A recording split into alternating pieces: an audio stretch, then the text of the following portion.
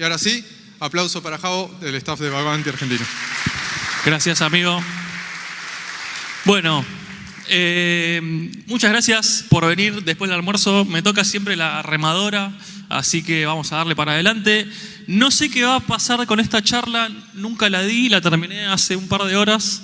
Y básicamente la idea, como su nombre le indica, es contar un poco de las realidades ocultas, quizás no tan ocultas, o algunas pueden ser más evidentes, otras pueden dar bronca, otras pueden motivar. Y bueno, veremos cómo sale. También hay un montón de memes, porque si no me aburro yo mismo de dar mi charla. Así que nada, vamos para adelante. Como les decía, Bug Bounty sin filtro, secretos, tácticas y realidades ocultas. ¿Y este quién es? ¿No? Bueno, otro nerd más, para variar, lleno de nerds. Soy la UTN, como corresponde a la universidad. Researcher, Bug Hunter, y bueno, hoy mi trabajo formal es como head de hacking en Strike Security, hackeando todos los días con muchísima pasión, como corresponde. Así que bueno, y esa foto que ya la tengo más quemada, en realidad en el fondo soy básicamente, y bueno, acá yo feliz haciéndome un self-account takeover vía Forgot Password, chiste interno, pero bastante claro, me parece. Y bueno, como les decía, no todo lo que brilla es bounty.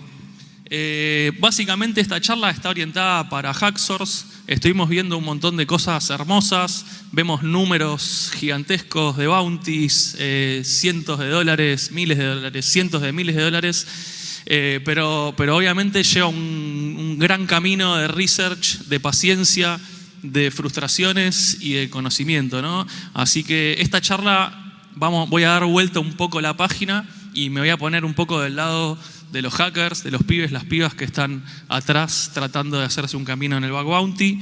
Como bien dice ahí, la idea no es vender humo, esta no es una charla técnica ni nada que se le parezca, con lo cual es un poco de humo, pero no importa. Algunas verdades duelen, otras motivan claramente.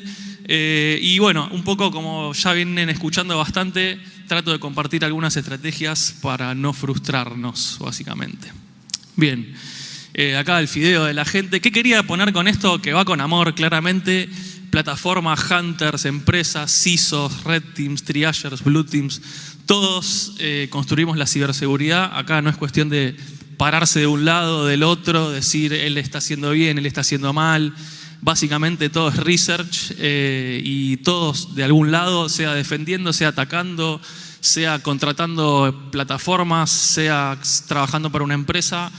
Construimos la ciberseguridad, así que esto es como siempre con todo el cariño.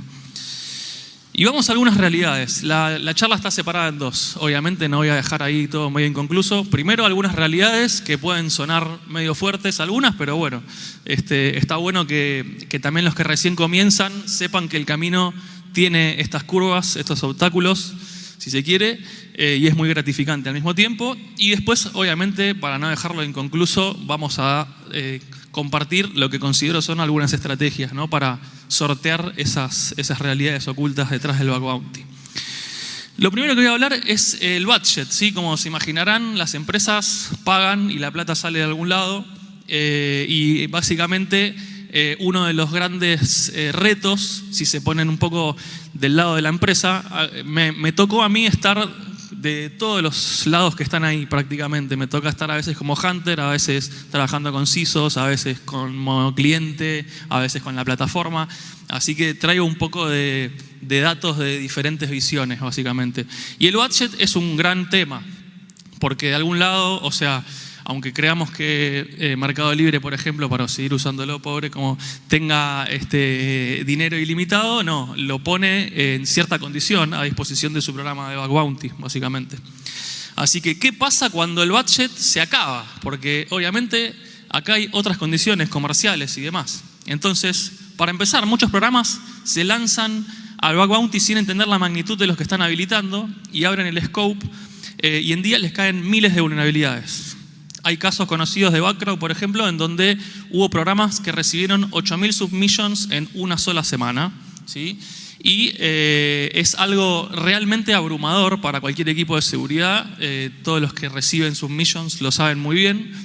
Me ha pasado hace poco tener que pausar un programa interno privado porque en muy poco tiempo se llenó el pool de vulnerabilidades y de hecho nos dio mucho miedo que se acabara los payouts justamente, así que hubo que pausarlo. Así que no se asombren si en algún momento ven que ustedes estaban hackeando, queriendo reportar y el programa se pausa, porque obviamente hay temas que exceden a la parte de research, ¿sí?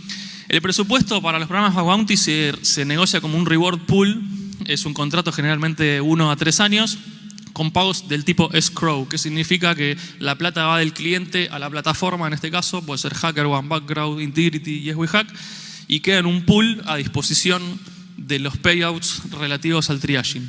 Pero cuando se agota, ahí empieza la guerra, claramente.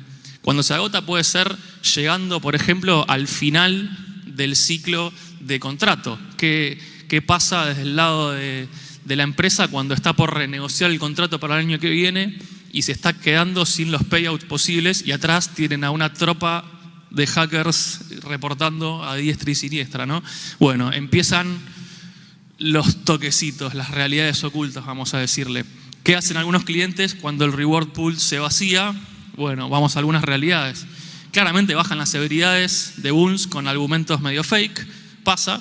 Aclaro que esto no pasa en todos los casos, pero les quiero plantear posibilidades que se pueden encontrar.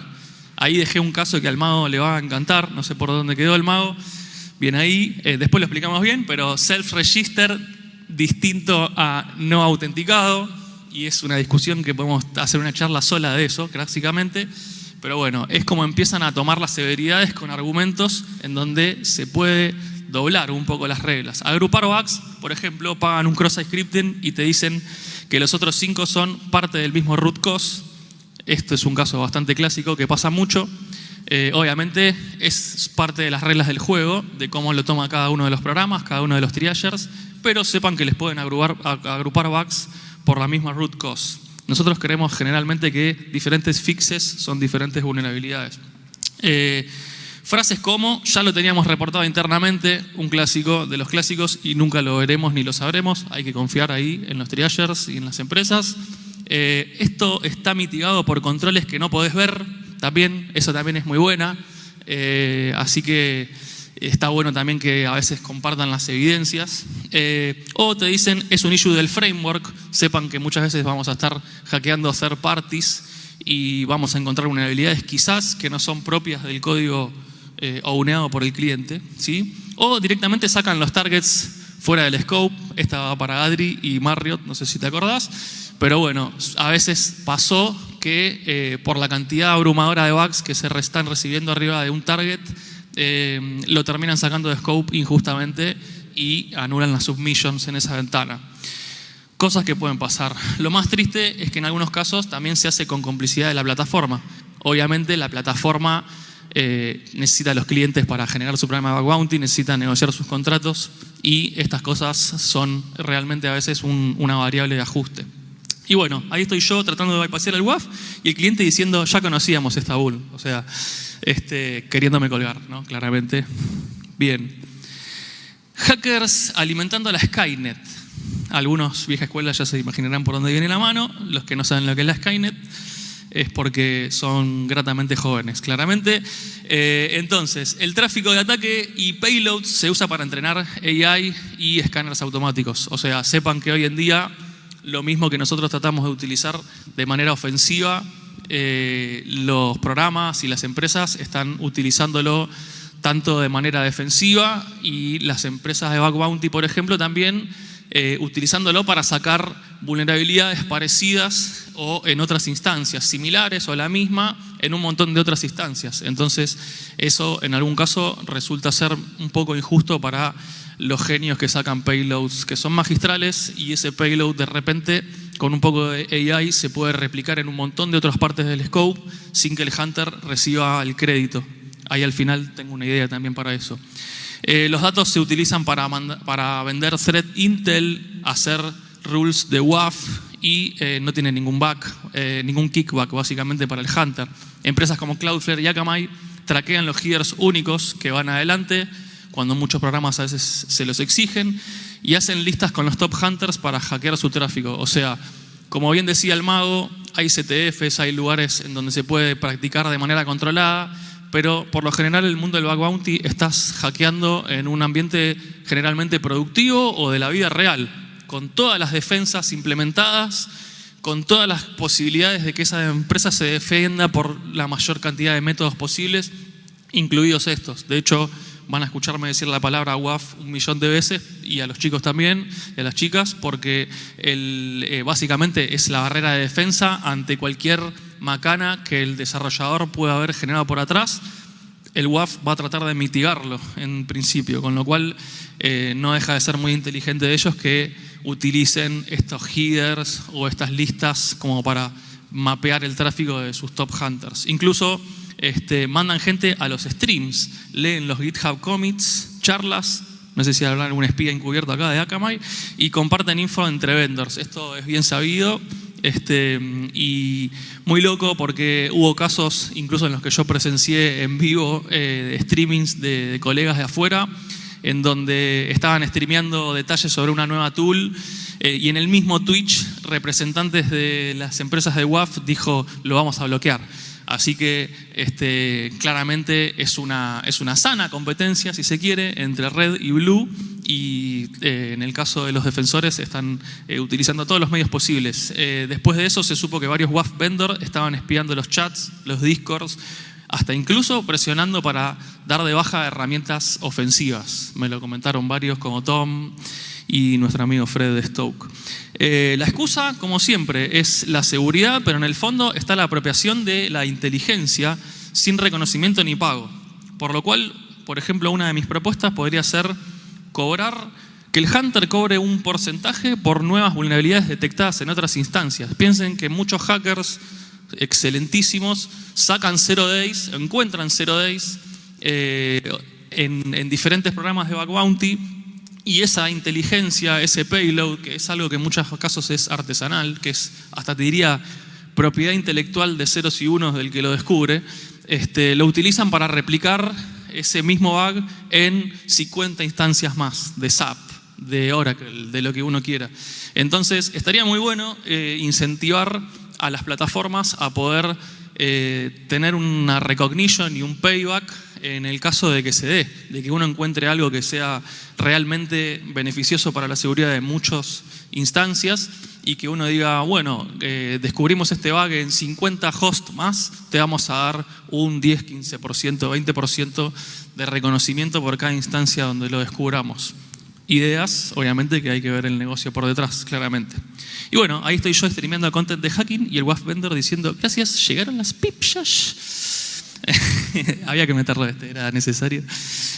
Así que, genial, bien. Y sigamos con el último de las realidades ocultas, para pasar a las estrategias. El lado oscuro del triage. Claramente, esto va con todo el cariño y pasa a veces, no pasa en todos los casos, pero está bueno que lo sepamos. El primer filtro lo hace la plataforma y ahí ya podés perder el bug. Ustedes saben que las empresas de bug bounty contratan triagers en su propio payroll para ser en muchos casos el primer filtro, y luego vienen cracks como los chicos de Mail y demás que están metidos en el negocio, que son parte del payroll del cliente, para hacer quizás el double check. Pero muchas veces les ha pasado a muchos que ya directamente con el triage de la plataforma se complica un poco la cuestión. Más que nada, ¿por qué? Porque los triagers están quemados, hay miles de reportes, poco tiempo, mucha presión, los corren las métricas y el negocio y los renewals. Entonces muchas veces empieza a quedar medio desacreditada la parte técnica. No siempre son técnicos y a veces ni leen bien lo que mandaste, y esto lo recalco porque pasa muchas veces. Vos decís, che, pero lo estoy explicando bien, lo escribí bien, me parece que ni lo estás leyendo. Bueno, sépanse que son obstáculos y curvas que se van a tener que encontrar en el camino. A veces, como les decía, las severidades se bajan a dedo de acuerdo a condiciones del negocio, cosas subjetivas, a veces discutibles, a veces no tan discutibles, lógicamente, porque el que tiene el contexto es el cliente, pero está bueno que sepan que les puede pasar. Clientes que juegan con los sliders de la CVSS versión 4 para justificar payouts más bajos. Esta todavía está medio, no te digo que muy verde en desarrollo, pero todavía tiene algunas cuestiones de medición controversiales y muchos se agarran de esas pequeñas diferencias para pagar las bandas de bounties más bajos, básicamente. Algunas empresas tienen su propio Rubik privado, totalmente subjetivo, ¿sí? De cómo catalogan las vulnerabilidades, más cuando son self-managed, que es cuando la empresa misma hostea su propio programa de bug bounty y no lo pone en una plataforma. Y también el clásico es dupe, pero no te puedo contar por qué es dupe, de qué es dupe y esas cuestiones. Así que no se aflijan, como siempre decimos, dupe, estás muy cerca, muy cerca de lograr un bounty. Pero bueno, a veces te da bronca que te digan que es duplicado de algo y realmente nunca más vas a saber si eso fue duplicado realmente y de qué, ¿no? El mismo bug con distintos datos puede pasar de critical low sin explicación. Ha pasado mucho que el output, diferencias en el output, generen diferencias en severidades. Si el cliente no es técnico, a veces se ensucia mucho más, porque por ahí tiene un muy buen triaging técnico de la plataforma, pero después el cliente se va por las ramas, o es un CTO, o ni siquiera es técnico, y es muy complicado hacerles entender el impacto, por ejemplo, ¿sí? Después de 2 o 3 comentarios, un thread muere y no hay vuelta atrás. Tampoco se aflijan por eso. Claramente, muchas veces hay una cuestión de costo-beneficio y tiempo y dedicación, así que es probable que hay muchos threads que mueran ahí. Y, por último, existen casos documentados de triagers robando bugs. Uno siempre se imagina esto de devs, también puede ser, que dejan plantados bugs para luego dar la vuelta a la manzana y ir a decirle a un amigo, vamos a decirle. Así que sepan muy bien que son partes de las reglas del juego, básicamente. Y bueno, y ahí estoy yo cuando el triager te pone un NA con una POC de 3 páginas, claramente. Con un poco de desquite incendiario ahí, vamos a decirle. Bueno, eso un poco fueron algunas realidades, obstáculos y cuestiones que pasan en la vida real. Como bien les decía, el bug bounty lo que tiene lindo es que estás hackeando sistemas productivos de la vida real, aerolíneas, métodos de pago, empresas gigantescas de tecnología, con lo cual se están enfrentando a todas las barreras de defensas activas y todas las reglas del juego como si fueran de la vida real, pero de manera ética y legal, básicamente. Así que basado en esas realidades, voy con tácticas y estrategias, ¿sí? Sobrevivir al triage sin romper todo. Aceptar que el triage puede ser un juego injusto, pero aún así jugable, cambia bastante la cabeza, ¿sí? Reportar no solo vulnerabilidades, sino impacto, narrativa y contexto. No quiero decir con esto sacar la guitarra de Lolo, pero muchas veces una guitarra viene bien para que suene lindo por atrás, y hay que leer mucho, ayudarse a generar buena narrativa, buen impacto, más que nada apuntando al negocio, eso es clave. Precargar los CVSS antes de que solamente poner a mí me parece low, a mí me parece medium, no, aprovechen las calculadoras y que cada factor de la calculadora de riesgo tenga su explicación, allana bastante el camino a que les tomen los bugs al mayor impacto. Escribir el impacto como si fueras un auditor de compliance, gracias Adri por esta. Básicamente, muchas veces los hunters muy inteligentes entienden bajo qué sistemas de compliance están esas empresas, esas plataformas, esos medios de pago, y es muy inteligente ponerse de ese lado, poder decir, esta información no está en compliance con PCI, tal o cual cosa, por ejemplo. Ayuda bastante, son pequeños tips que puede sumar a que la empresa lo tome en consideración. Incluir escenarios concretos bien redactados. Usar AI, obviamente, no dejen de usar AI. Hoy en día lo usan tanto para defender como para atacar. A lo que es redacción y demás, suma mucho para que sea claro. Prepárate para que te bajen la severidad, igual. Tipo, no se lo tomen a pecho, no pasa nada, no es personal, ¿sí? Documenten todo, guarda copias de todo lo que envíes, pero sepan que las severidades muy normalmente se van a bajar y está todo bien. Lo importante primero es que sea válido y después, como hacen muchos amigos, primero se reporta la vulnerabilidad que ya tengo, la que ya saqué, por más que no sea el máximo impacto, me ahorro el dupe y después en el thread se puede escalar, hay tiempo para escalarla después, así que está bueno eso también. Si la rechazan sin sentido, se puede pedir disclosure. A veces eso también ayuda a repensar un poco al owner, al programa, pidiendo disclosure. Es como, bueno, si no te parece que es de tanto impacto, no tiene tanto riesgo, entonces no deberías tener problema en disclosearla para que la lean todos. Y ahí, bueno, eso quizás te hace repensar un poco. Bien, háganle caso al maestro Yoda, detallado el impacto debes tú reportar. Siempre con impacto, si no, no es vulnerabilidad, claramente. El arte de dosificar y testear con cabeza, ¿sí? No hace falta quemar todo en un solo reporte. A veces conviene dosificar y observar lo que pasa. No mandes 5 bugs iguales al mismo cliente en simultáneo. Testea, espera y observa cómo reaccionan. Claramente hay que hackear con cabeza y con estrategia y no hace falta quemar todos los parámetros, todos los endpoints y todas las técnicas en un solo bug.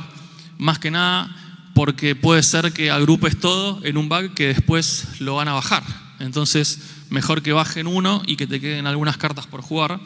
Evita que te digan, ya está arreglado, si todavía tenés 3 variantes bajo la manga, es la verdad. O sea, si del mismo bug lo podés explotar de 3 maneras distintas, reportá una, fíjate qué pasa y después reportá las otras, incluso pueden ser bypasses. Algo que aprendimos del crack del mago, hacé tracking de tus reportes, ¿sí? Al margen de las plataformas, siempre está bueno tener un sheet o algún control de qué vas reportando, cuándo lo reportaste, si lo tenés que reclamar, en qué estado quedó, etcétera, como para saber a posterior después el tiempo que le dedicaste. Y como decimos siempre, dupe igual estuvo muy cerca, así que está muy bien empezar a sacar dupes. Volví a intentar después del fix y buscaba bypasses. Esto lo pongo en negrita. Es clave esto. Muchas veces reportamos un bug y cuando lo terminamos de reportar, recién estábamos charlando en el almuerzo, de hecho, ¿cómo lo fixearon? Tipo, nos quedamos discutiendo 1 hora de cómo lo fixearon. Y es clave. Muchos hunters que conozco, colegas del mundo, incluso se ponen alarmas y recordatorios cuando un bug pasa solved. Se ponen recordatorios de, che, lo voy a ir a retestear, a ver si como yo pensé que iban a fixear esto, lo fixearon, y si tiene un bypass. En primer lugar, en muchos programas pagan retest. Literalmente, si vos retesteas el fix, te dan aún un poco más de bounty. Y en muchos casos no lo fixean de la manera que uno pensaba que iban a fixear, y hay otro bug ahí, un bypass del mismo bug. Es otro bug, básicamente. Así que siempre recuerden de que los bugs válidos que pasan a solve, vayan a retestearlos porque ahí hay más bounties probablemente, más que nada cuando lo mitigan y no lo arreglan desde el código, sino con un WAF, por ejemplo. Si compartís findings en muchos targets, no los tires todos juntos. Algunos comparten data entre sí. Claramente, si vos tenés un path transversal en un host y sabés que puede explotar en toda una infraestructura, bueno, empezá a tantear, a ver si conviene reportar los 70 juntos y eso te va a generar un payout distinto, o si podés ir callado con estrategia, quirúrgico, reportarlo en uno, ver cómo lo toman y después mandar la ametralladora de todo lo que faltaba, básicamente, porque hay muchos vendors que tienen business intelligence y que cuando sale un bug, claramente no van a ser tan pavos de no ir a ver si no lo tienen en todos lados, básicamente. Y clave, hace collab. Los mejores bugs de la humanidad siempre salieron de varias cabezas, varios cerebros. Es muy gratificante además hacer collab, muy divertido, le mete mucha anécdota y como bien decía Cami al principio, alguien puede destrabar la parte que uno no está viendo, tiene una skill que a uno le falta y trabajando colaborativamente es donde siempre en el hacking se logran mejores resultados, me atrevo a decir.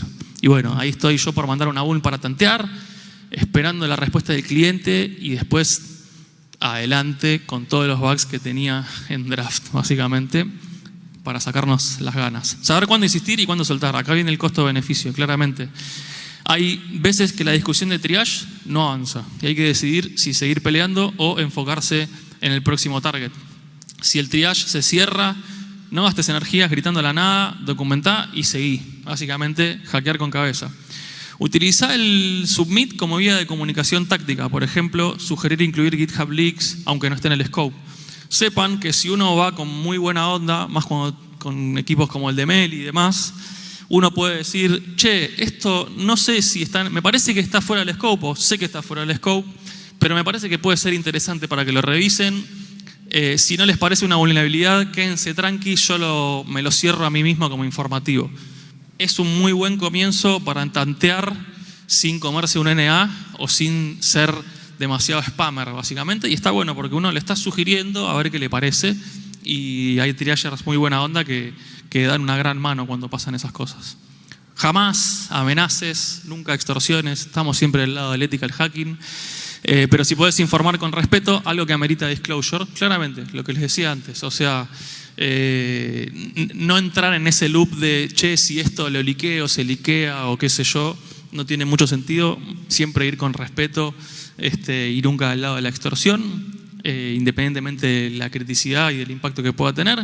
Y el tiempo que pasás en bronca no lo estás usando para explotar el próximo objetivo. Así que chau a la bronca, pasemos para adelante y sigamos hackeando, que es lo que te da mucho más resultados. Y bueno, ahí estoy, sigue insistiendo aunque nadie me responde, y reporté, seguí y me fui al próximo bug. Así que sean chats, como dicen ahora. Costo versus beneficio. Cada hora que le dedicas a un bug tiene un costo. Y ese costo también lo pagas en energía, motivación y frustración, no solamente en hora de trabajo, ¿sí? Así que antes de seguir 5 horas más con un bug, pregúntate, ¿cuánto vale este tiempo? Muchas veces nos quedamos cabreados en el vicio del research, lupeando atrás de un bug, y de repente decís, che, hace muchas horas que estoy con esto, ¿tiene sentido? ¿Cuánto le estoy dedicando? ¿Cuánto podría haber logrado por otros medios, ¿no?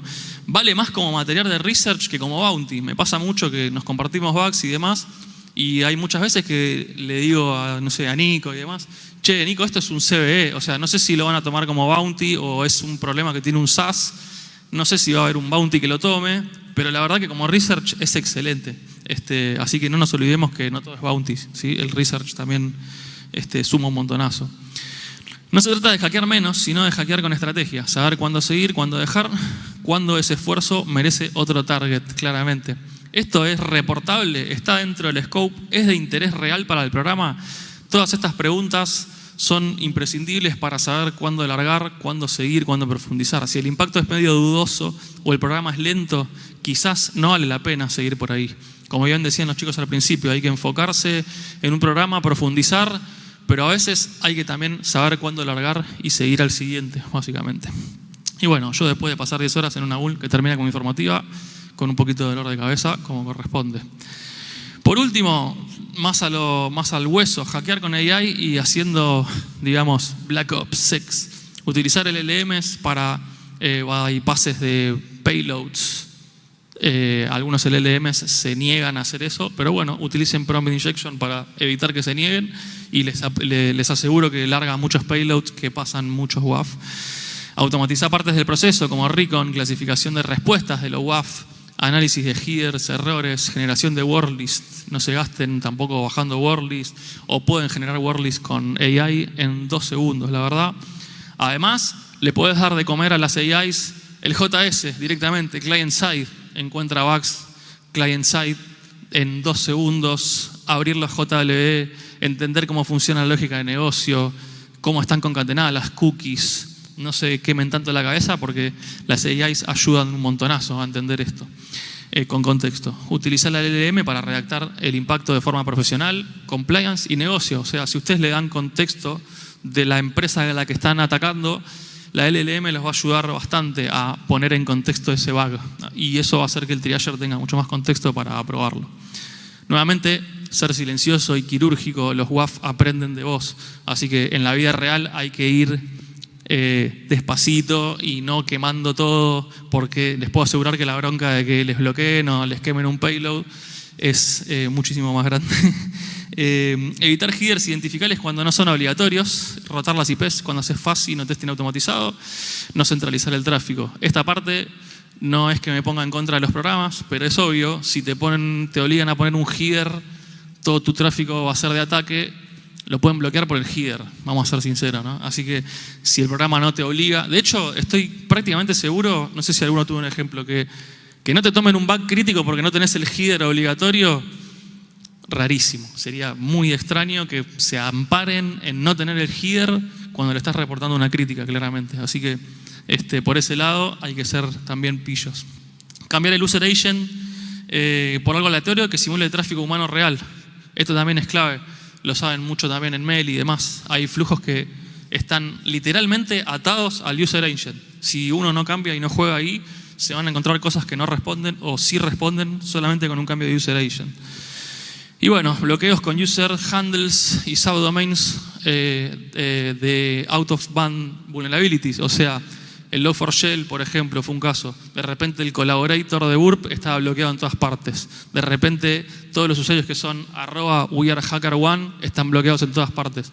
No se queden probando solo con ese usuario, solo con ese dominio. Utilicen self-hosted para out of band, utilicen usuarios de la vida real o fake, pero los handles también sepan que los van a estar traqueando como corresponde. Bueno, ese es el WAF. Si lo metimos a Fideo, tenía que meterla a Leo, obviamente. Así que mirás, anda para allá bobo. Y end of file, terminamos. No se trata solo de bounties, acá viene la reflexión final, claramente.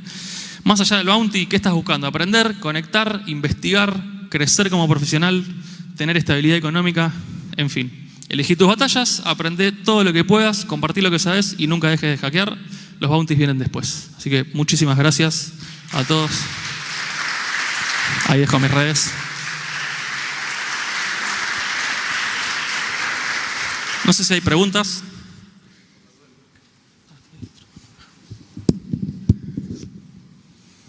Si hay preguntas, vamos a elegir las más creativas para algún mate. Lo dejo a tu criterio, Marito. Mira, Tony tiene una pregunta súper creativa. No, Tony, carajo. No preguntes nada, jodido, Tony, te lo pido por favor. Tenés la posibilidad de negarte.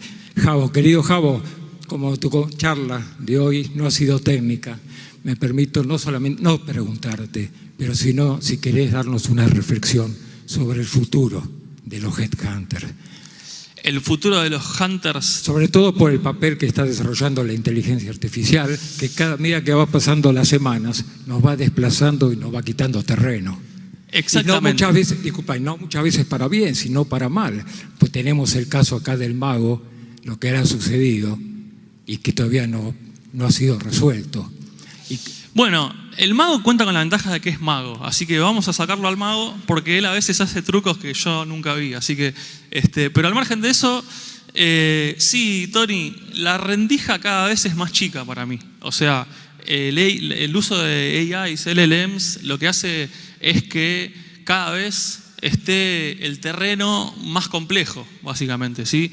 Entonces, pero fíjense, todas las herramientas que a uno le da, para mí es la toolbox mágica que se nos dio para poder acelerar el proceso de hacking, en otras palabras. Entonces, como todos los avances claves de la humanidad, se pueden utilizar para el bien, se pueden utilizar para el mal. La energía nuclear, internet y ahora las AIs, claramente. Entonces, queda en nosotros, en los hackers ofensivos, saber cómo utilizar eso para nuestra propia estrategia de hunting, nuestra propia estrategia de hacking, básicamente.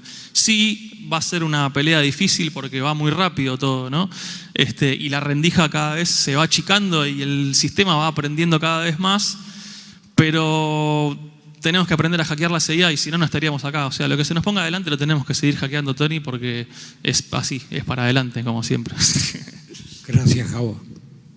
Y además las empresas están reinteresadas en todo lo que es hacking de AI. Meta tiene su propio scope de AI, ¿no? Exactamente. El año pasado me enfoqué bastante en la AI de Meta, que de más está decir, Llama es uno de los modelos más complejos y difíciles y segurizados que me tocó pegarle. Y hay muchísimo scope dentro de AI. La metodología de hacking AI es totalmente diferente en muchos sentidos. Y justamente, bueno, les recomiendo también, hay una plataforma que se llama ZeroDin, que conglomera, una plataforma de bug bounty de programas de LLM y conglomera todos los programas, todos los LLMs en una sola plataforma. Sí, está buenísimo. Así que está muy buena porque se está empezando a ampliar el scope para ese lado. Hay una plataforma para practicar que la de Vero Valeros. ¿Te acordás cómo se llama? Está buenísima. Si alguien quiere practicar sobre prompt injection y distintas vulnerabilidades, hay una plataforma que desarrollaron unos amigos, unos colegas. Sí. Ahí lo pasa. Hay varios, está Learn Prompting. O sea, si buscan incluso en Portswigger, la parte de AI Hacking, la Academy ya está actualizada con eso y tiene un montón de recursos increíbles. Y ahí hay otra pregunta.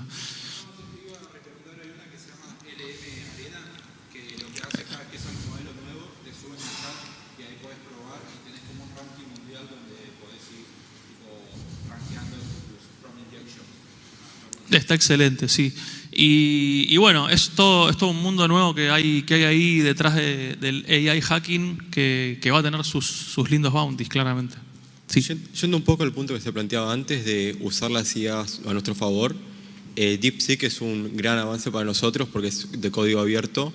¿Hay ya antecedentes de modelos de IA avanzados aprovechándose, como decía el modo previamente, de invertir un poco en cloud para hacer un modelo mediano, el cual pueda automatizar las tareas? Para optimizar tareas, para hacking, decís. Sí. Bueno, sí, hay un montón. Y open source. Les recomiendo Hugging Face también, que es una especie de repo global donde hay un montón de modelos de public available, digamos, que te podés descargar localmente y utilizar con tu Python directamente, codeando con AI o codeando como los cracks que hoy nos invitaron que saben codear en serio, no como nosotros. Pero hay un montón de modelos ya tuneados. Por ejemplo, Hugging Face tiene modelos de detección de PII y detecta 30 variantes de PII en cualquier tipo de responses. Entonces uno fácilmente podría bajarse el modelo, hacer un script de Python y tener un microagente de AI en donde todo el output lo vayas tirando ahí y te vaya clasificando cosas que potencialmente pueden tener PII, por ejemplo, que clasifique screenshots, por ejemplo, y que te diga, bueno, lo agrupo en, estos son cosas de login, estos son errores de WAF, estos son SSOs, digamos. Entonces, hay un montón de modelos. Está Pentest GPT también, que lo estamos probando mucho en Strike y demás, que es como una especie de copilot de pentesting que te va sugiriendo avances y se queda más en contexto, esa diferencia en donde el modelo está entrenado con cosas de hacking versus un GPT incluso plus, que en un punto se te empieza como a ir de contexto, si se quiere. Hay un montón de empresas trabajando en hacer modelos de AI específicamente para tareas de hacking y automation. Bueno, buenísimo. Mientras se prepara Gonza, una última pregunta. A ver, por acá. Gracias. Buen día. En base a tu experiencia, hoy tocaste algo muy interesante, el tema de los triagers. ¿Cómo ves si un pro o contra elegir algún target que tenga o no tenga un triager propio de la plataforma? ¿Por qué esta pregunta? O sea, ¿qué pasa si reportas una vulnerabilidad y el target te dice directamente no aplica o algo? ¿Ves como una ventaja que, por ejemplo, HackerOne, elegir un programa que el triager sea propio de la plataforma, como para vos tener un aval en caso de que te lo cierren? Está buena la pregunta. ¿Cómo lo ves vos en base a tu experiencia para las personas que estamos dando los primeros pasos, que yo ya me encontré con escenarios similares y me gustaría tu expertise? Buenísima la pregunta, porque tenés como los dos lados, si se quiere. Acá lo estás planteando vos como que el triager de la plataforma, si se quiere, agnóstico al cliente, te serviría como un aval, como un intermediario a la hora de ir a negociar. Es un muy buen punto también. Por otro lado, tenés la otra visión. El cliente es el que más contexto tiene de negocio y de la criticidad y del target de donde vos estás reportando la vulnerabilidad. Entonces, en muchos casos hay hunters que prefieren mucho más lidiar directamente con el equipo de Meli, con el equipo de Rappi, con el equipo de PayPal, lo que sea, porque hacen un triage con contexto, vamos a decirle, ¿sí? Y en muchos casos los triagers de las propias plataformas, como les comentaba, están explotadísimos. Un triager no administra solo un programa en HackerOne, administra una docena o incluso más. Entonces, si tiene una cantidad de submissions que no puede manejar, que revisar duplicados, etcétera, hoy en día usan AI para revisar duplicados, además está decir, va a estar como completamente abrumado y va a empezar a bajar su calidad técnica de triaging cuando el de la empresa está específicamente y solo para ese programa. Así que en ese sentido piénsenlo, es a veces más importante que puedas hablar con el de la empresa. No sé si el triager de la plataforma va a auspiciar como intermediario para bien tuyo, digamos. En algunos casos sí, no voy a meter a todos en la misma bolsa, obviamente. Hemos todos sufrido al viejo Steel y demás, para nombrar alguno, ya que tenemos que quemar alguno. Pero está bueno, es parte de la estrategia, me parece. Buenísimo, gracias. Muchísimas gracias. Bueno, para que no se extiendan mucho las cosas, aplauso para Javo.